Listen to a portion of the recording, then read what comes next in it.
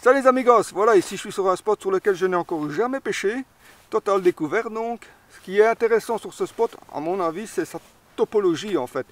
C'est la fin d'un courant et on a une zone plus calme et plus profonde. C'est souvent là que se tiennent les barbeaux, surtout à cette époque-ci, donc en automne, quand l'eau n'est pas encore trop froide. Je pense qu'il devrait y avoir moyen d'en faire l'un ou l'autre. Vous voyez là le courant, là, la veine d'eau ici, avec la zone beaucoup plus calme ici, à 3-4 mètres du bord. Et là on a un petit courant qui se termine d'ailleurs, voilà, qui se termine à peu près là. Donc moi je vais pêcher dans cette zone là, entre la partie plus calme et le petit courant quoi, à la crête comme on appelle ça.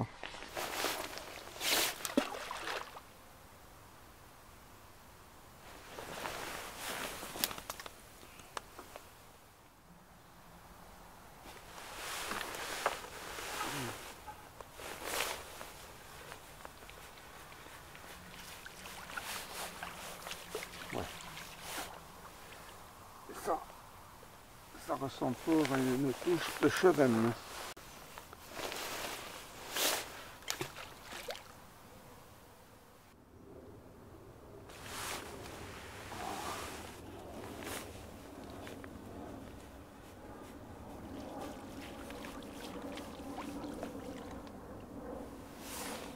Je suis vraiment embêté avec l'arc pour ferrer.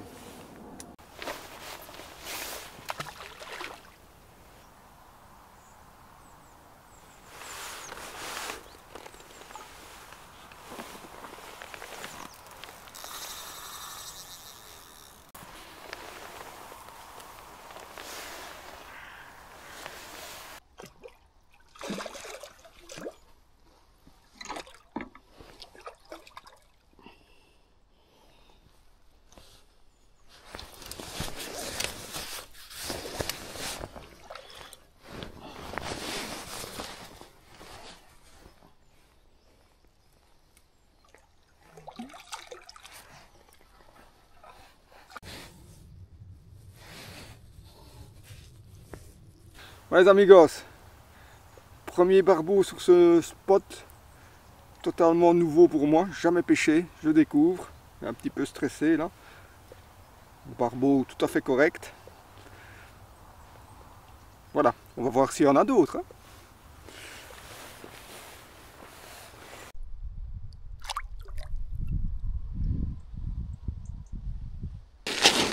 Voilà, donc ça c'est mon mélange barbeau habituel, hein. Mais j'ai rajouté un petit peu de Robin Red 6 mm et du cheese garlic 4 mm, un petit peu plus riche que d'habitude, que la base on va dire. Comme c'est l'automne, donc ils ont tendance à se nourrir assez bien pour l'hiver. Ce que j'ai fait cette fois-ci, je l'ai à partir de maintenant d'ailleurs, quand les eaux deviennent plus froides, en dessous de 10 degrés en général, ben je les mouille avec du foie liquide.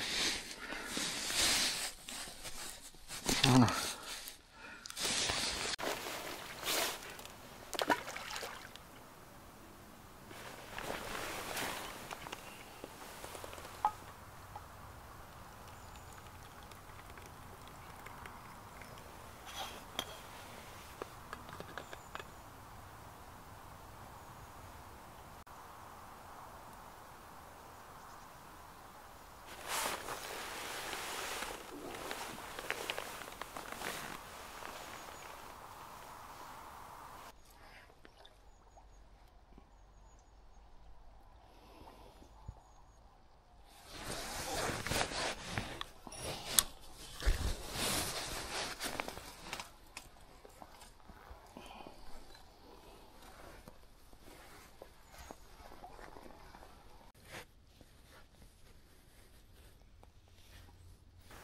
Une touche bien appuyée là. Hein.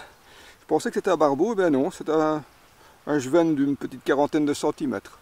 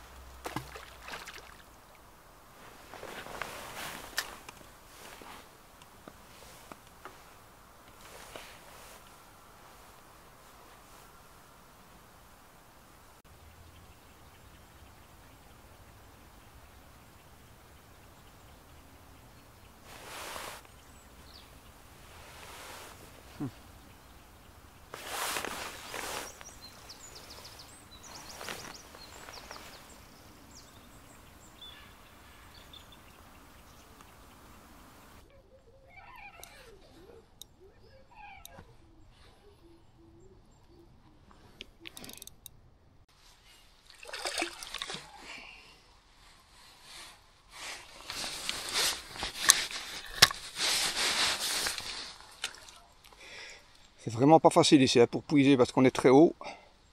En plus j'ai les arbres au-dessus de moi.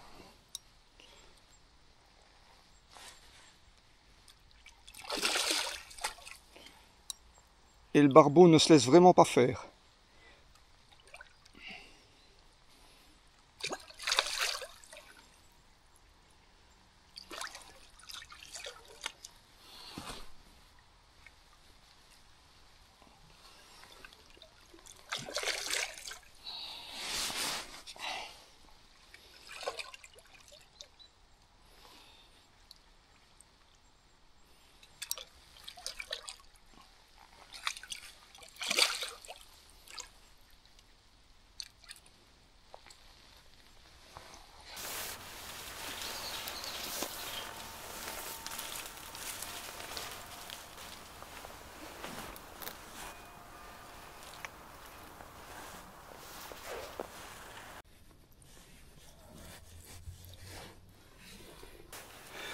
Ouais les amigos, un deuxième barbeau.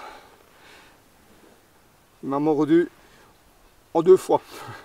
Première petite touche, et puis a peu hésité, et puis il m'a mordu, je ne sais pas. En tout cas, c'était pas franc la première fois. Et la deuxième fois, c'était la belle touche, quoi.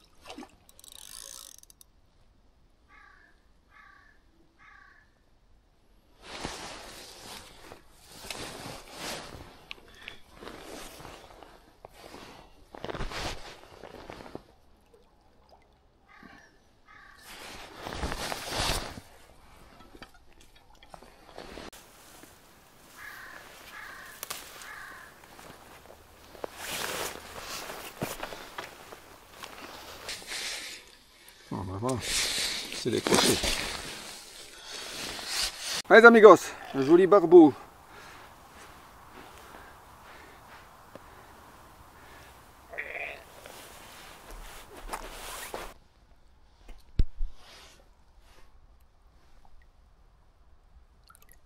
Je vous explique avec quoi je pêche aujourd'hui. Ben c'est assez traditionnel, je veux dire, de ma part en tout cas. J'ai un badling de 1 mètre de long en fluorocarbone du 25 centièmes. Un hameçon sans ardillon, Corum Grappler numéro 10. Le feeder c'est un 120 grammes. Donc ben le cours de ligne ça c'est du 33 centièmes. C'est du 12 livres. La canne c'est une barbelle 3K. Une 2 livres 25 en 3,60 m, 12 pieds. En fait, je pêche aujourd'hui avec un pelet Red Halibut. Ce n'est pas mon habituel pelet Halibut krill.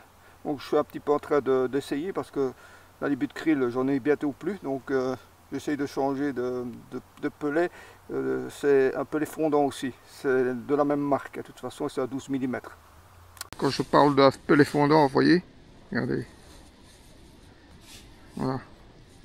Regardez tout ce que, quand je gratte, on voit qu'il est en train de fondre là très vite. Donc fondant, c'est pas fondre après 5 heures, hein. C'est fondre rapidement. Hein. Là, il est en train, et pourtant l'eau est très froide. Hein. Regardez comme il fond. Et ça, c'est vraiment l'idéal. Quand le poisson arrive, mais il a tout de suite les particules qui sont autour du pelet lui-même, mais qui l'incitent à avaler, évidemment, puisqu'il reconnaît ça comme de la nourriture. Hein.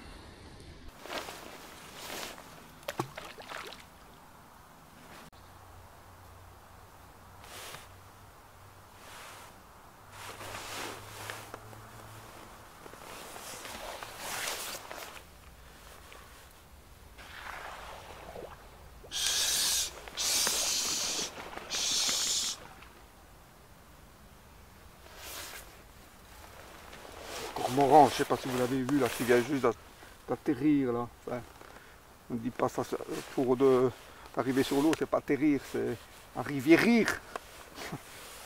Là quasiment sur ma coulée quoi.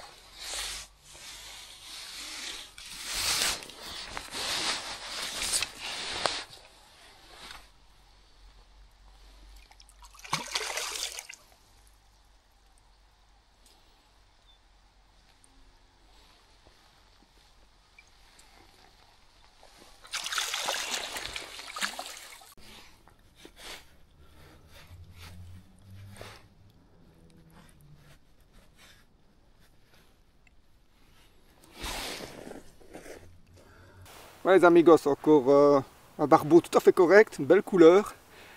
Donc le pellet, le red halibut là, ça les intéresse manifestement. Je ne sais pas si il est plus attractif encore ou tout aussi attractif que le halibut krill. L'avenir me le dira, mais en tout cas, ça les intéresse manifestement.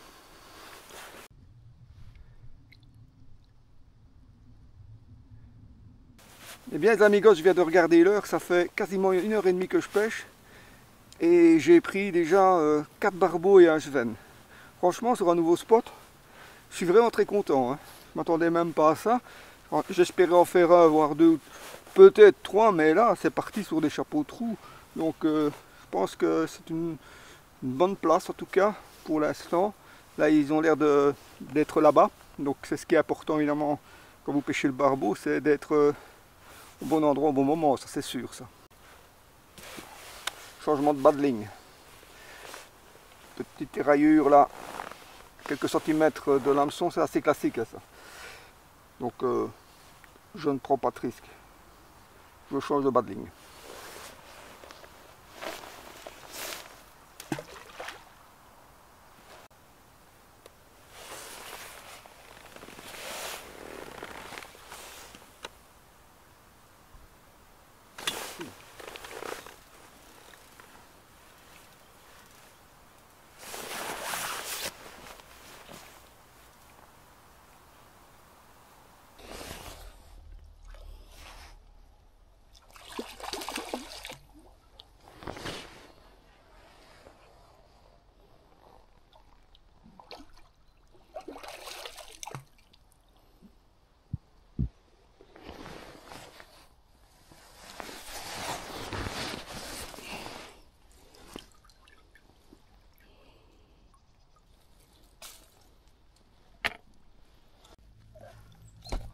Oups.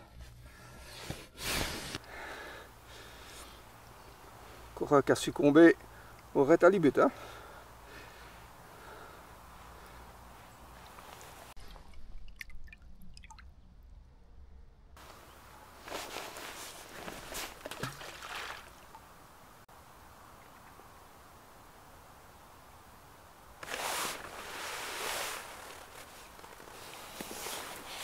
On me se touche hein, ça.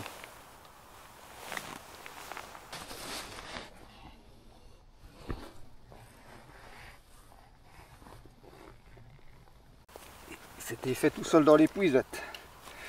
Ils sont tout petits. C'est une touche de malade. Je viens d'une bonne trentaine de centimètres, pas plus.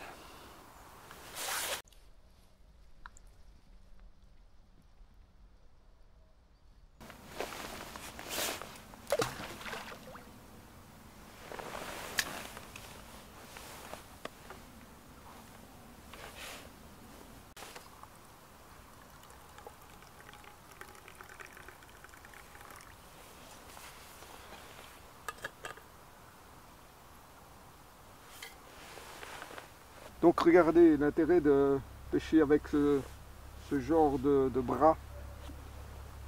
quand ce sont des spots comme celui-ci, parce que c'est quasiment impossible de mettre un trépied ici parce que la surface de l'eau est déjà presque 1,50 m plus bas, hein, ou peut-être même plus, et il y a encore directement 1 mètre de fond. Vous voyez déjà la différence. Pour arriver à ce niveau-ci, il faut déjà avoir 2,50 m de pied, quoi. Donc quasiment impossible, même avec le grand trépied de chez Corum. Donc ce genre de système avec un bras comme ça attaché au siège, c'est vraiment impeccable pour pêcher ce genre de spot. Je crois que sinon, je serais pas venu ici, j'aurais été peut-être un peu plus loin parce qu'avec un trépied traditionnel, j'aurais pas pu pêcher. C'est la première fois que je ramène mon feeder sans un poisson. Vous voyez, depuis que j'ai commencé. Incroyable, hein. Ça fait un peu plus de 2 heures que j'ai commencé à pêcher. Et j'ai pris 5 barbeaux et 2 juvennes.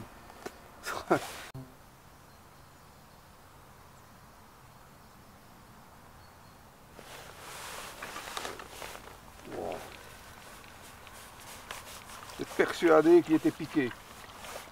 Je l'ai pas senti.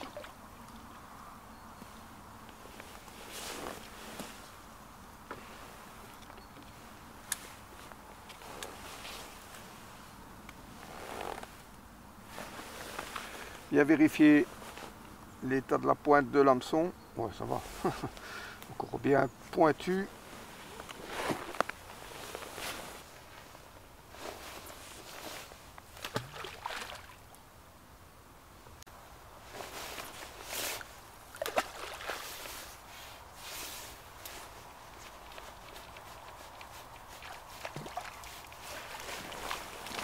Ce que je suis en train de faire, c'est en train d'essayer d'appeler du poisson en aval. Parce que le fond remonte, hein. Donc les pelets ont tendance justement à rester dans la zone sur laquelle je pêche. Comme le fond remonte, ils ne savent pas vraiment descendre vers l'aval. Donc ce que je fais, je mets des pelets dans mon feeder que je serre à peine. Donc quand ils touchent la surface, quasiment au moment où ils touchent la surface, disons, quand ils coulent, là, ils perdent tous ces pelets. Donc ils vont dévaler vers l'aval. C'est l'objectif pour essayer d'aller chercher du poisson qui est beaucoup plus bas. Parce que ici je vois que j'ai plus de touches, donc probablement il y a encore quelques poissons à aller chercher, mais ils sont vers l'aval et j'arrive pas à les faire monter avec le fond qui remonte, quoi. Les pelets ne descendent pas vers l'aval forcément. Donc c'est une stratégie que j'utilise de temps en temps. Ça marche ou ça marche pas, de toute façon rien n'empêche d'essayer, hein, de toute façon. Voilà, je serre juste à peine pour que ils tiennent dans le feeder au moment du lancer. Voilà, c'est vraiment... On va pas donner un coup de dent parce que tout partirait quasiment.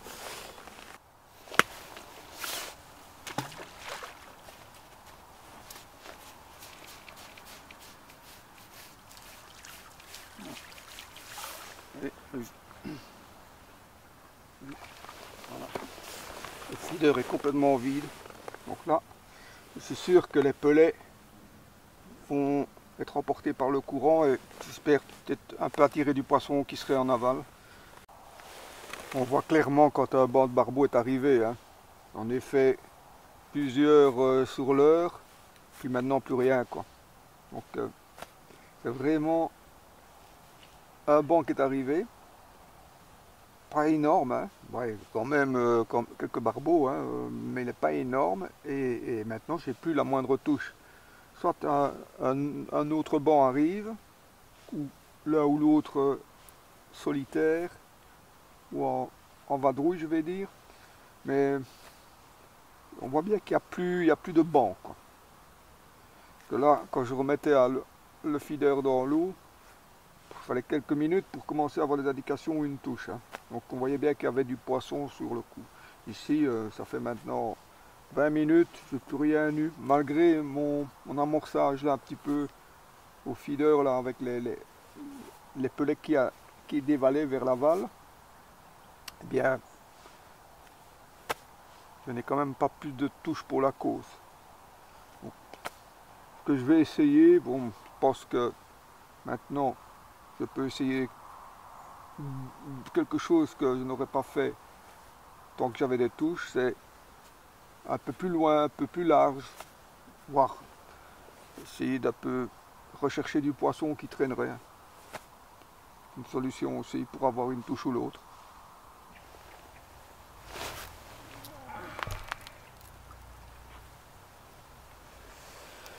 Ouf, ça quand on rate, ça fait des mots. L'hameçon, il est bien entré là, mais comme il est sans ardillon, oh, ouf. Heureusement qu'il est sans ardillon. Hein. Oh.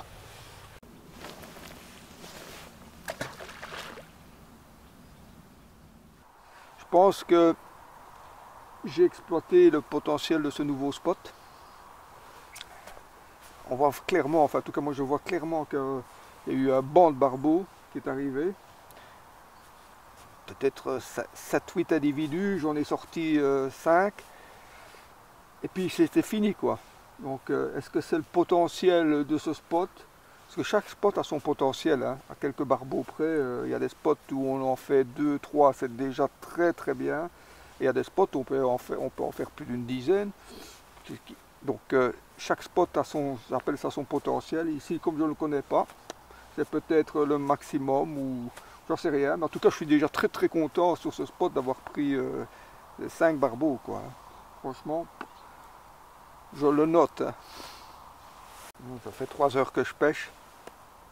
Regardez la température extérieure. Ça refroidit fort. Hein. Ouais, 10 degrés. J'ai l'impression qu'il fait même plus froid ici au bord de l'eau.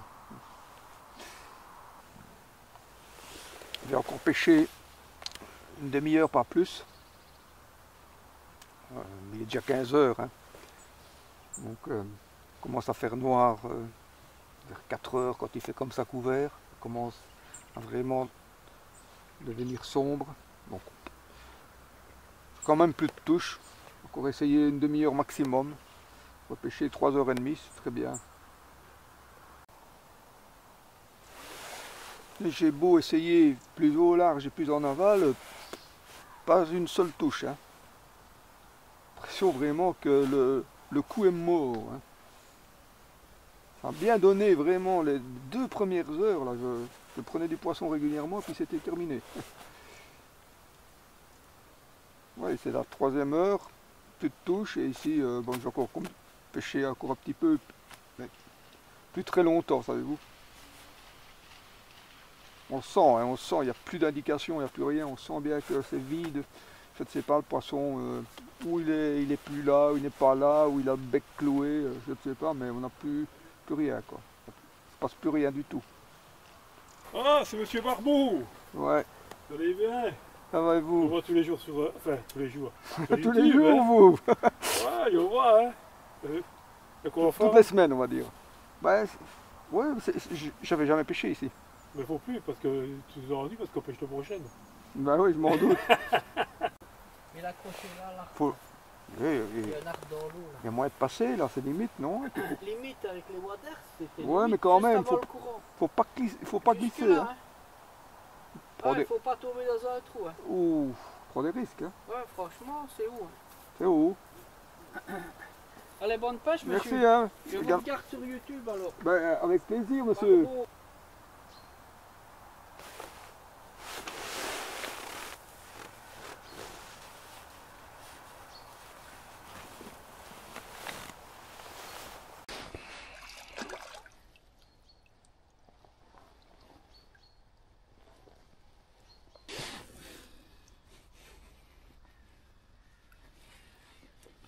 Ce qui m'a mordu, un petit jeven d'une 30aine de centimètres.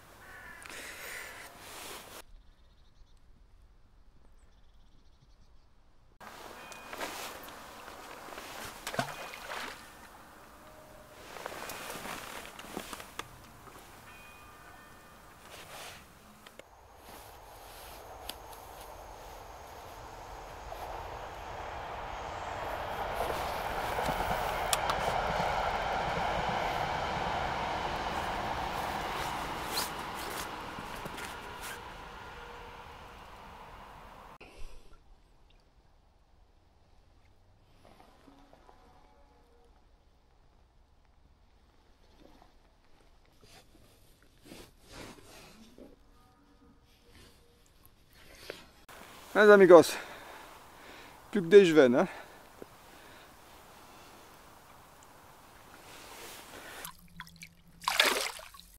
Et bien voilà les amigos, que demander de plus sur un spot qu'on découvre comme aujourd'hui?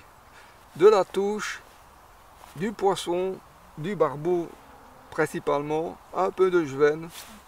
Moi je suis ravi. Voilà, en tout cas j'espère que cette petite vidéo vous aura bien plu. J'espère évidemment vous retrouver la prochaine fois avec moi au bord de l'eau. Si vous avez aimé, ben, n'oubliez pas le pouce en l'air. Entre temps, portez-vous bien. Ciao.